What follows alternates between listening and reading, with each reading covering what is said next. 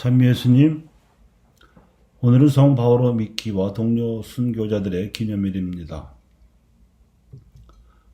오늘 미사의 복음에서는 예수님께서 여러 곳으로 파견하셨던 제자들이 돌아와서 하는 보고를 들으시고 났더니 아마도 그 제자들과 함께 예수님의 말씀을 직접 듣겠다고 따라온 곳으로 보이는 군중이 몰려오자 먹거나 쉴 겨를도 없었던 예수님 일행이 배를 타고 외딴 곳으로 피해 가셨는데도 그곳까지 따라온 군중이 가르침을 청하자 예수님께서 하나님 나라의 복음에 대해 가르쳐 주셨다는 내용을 들었습니다.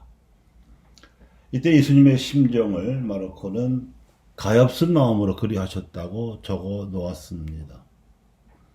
실제 그분이 보시기에 군중은 목자 없는 양들 같았다고 하였습니다. 이 표현은 갈 길을 모르거나 알아야 할 바를 모르는 딱한 처지를 뜻한다고 볼 수 있습니다. 그래서 여러 가지로 가르쳐 주신 하나님 나라의 복음을 교회는 교리로 신자들에게 가르쳐 왔습니다. 교리는 그 시대와 대상에 알맞은 표현으로 해석된 복음입니다. 고대 교회의 교부들은 내복음서의 가르침을 종합해서 신앙 고백문을 확정지었습니다. 그 안에 믿을 교리가 담겨 있는데 그 주요한 요점은 네 가지입니다.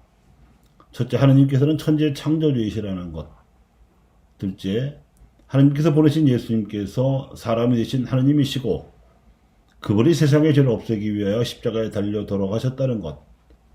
셋째, 예수님께서 부활하시어 모든 사람이 이룩해야 할 인생 목표를 미리 성취하여 보여주셨다는 것. 넷째, 모든 사람은 예수님께서 보여주신 대로 하느님을 닮아서 부활의 삶을 살아야 하는데 얼마나 선을 행하고 악을 피했는지 그 행적에 대해서는 죽은 후에 심판이 예정되어 있다는 것 등입니다. 교회는 천주 존재와 강성 구속과 부활과 상선 벌학의 이 믿을 교리에 따라서 신자들이 사회생활에서 지킬 교리로는 사회 교리를, 기도생활에서 지킬 교리로는 영성 교리를 가르쳐 왔습니다. 이 두 가지 지킬 교리는 신자들로 하여금 마귀가 부추기는 세상의 죄에서 벗어나 성령의 이끄심에 따라서 하나님의 나라를 세우게 하는 동시에 그 안에서 영원한 생명의 삶을 살아감으로써 부활의 증인이 되게 하려는 목적이 있습니다. 따라서 이는 마귀에 대항하는 영적인 무기인 셈입니다. 이는 또한 오늘 독서에서 히브리서의 저자가 가르치는 바 나눔과 선행으로 하느님께 찬양을 바치는 삶의 뿌리를 둔 가르침인 동시에 오늘날에도 목자 없는 양들처럼 인생의 목적과 갈 길을 모르고 헤매는 신자들을 위한 가르침이기도 합니다. 역대 교황님들과 제2차 바티칸 공회의 주교님들께서는 가톨릭 신자들이 사회생활에서 지켜야 할 교리를 5가지로 간추려 가르쳐 왔습니다. 첫째는 인간의 존엄성입니다. 하느님께서 인간이 되어 오실 만큼 인간의 품위는 존귀함으로 이를 지켜야 한다는 것입니다. 둘째는 사회의 공동선입니다.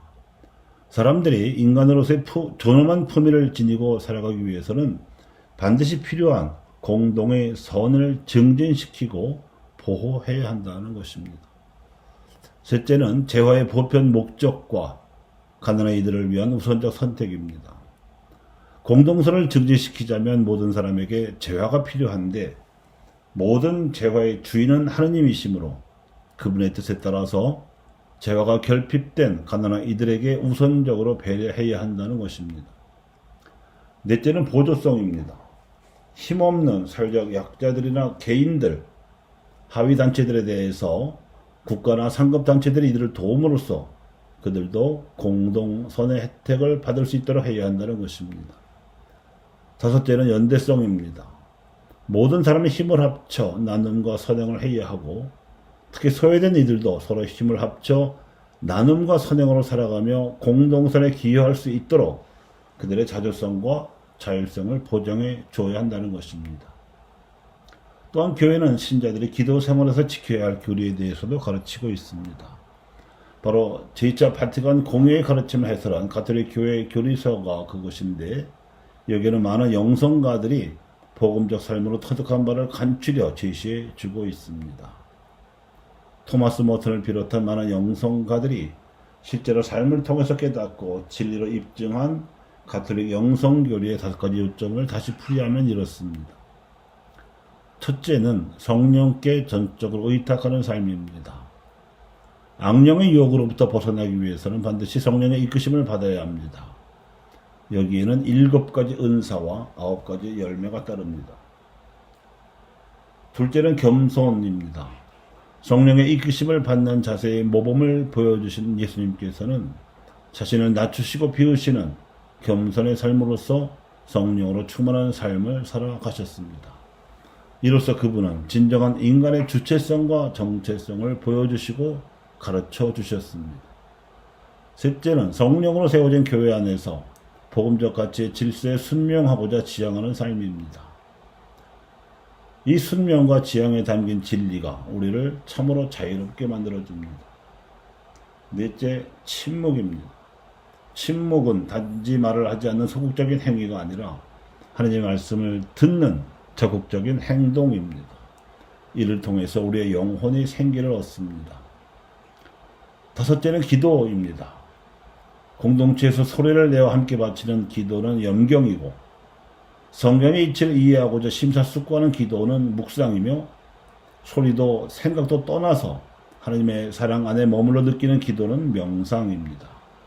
이 염경과 묵상과 명상으로 바치는 기도는 우리가 하나님의 말씀을 듣기 위한 마중물입니다. 침묵의 영성으로 바치는 기도라야 그분의 말씀을 알아들을 수 있습니다. 감사합니다.